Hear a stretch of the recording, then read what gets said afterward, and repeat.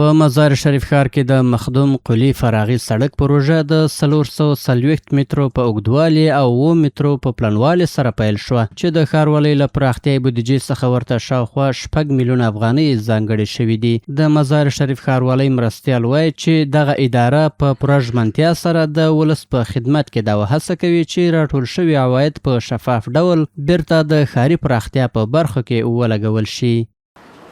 بودجه این کوچه 6 میلیون افغانی است. فقط و فقط 6 میلیون بیا از کجا آمده؟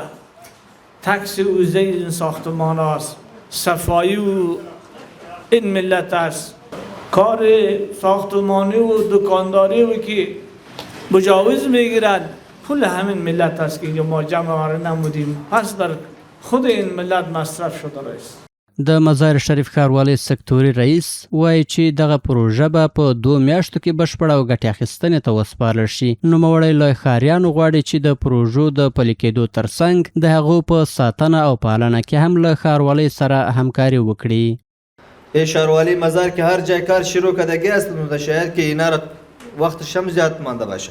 نه وقتش که هست 2 ماه و 10 روز یا 20 روز این میره که میسته. در 2 ماه انشالله می کوچه پخته میشه.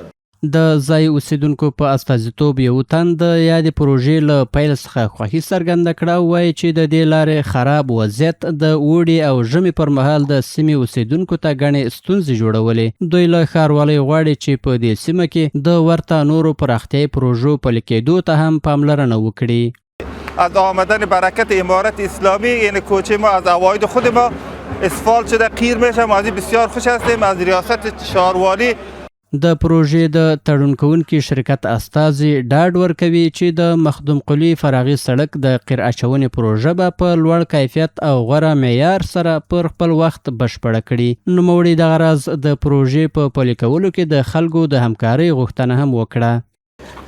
سرکی که فعلا افتتاح شد امروز افتتاح شد دارای 440 متر طول و 7 متر عرض می باشه که شامل دو طرفه جویچه‌های کناریش در مجموع 9 متر می باشه که امروز افتتاح شد و انشالله عن قریب و به صورت کامل به زودترین فرصت کارش ختم میگرده و بهره برداری سپرده میشه.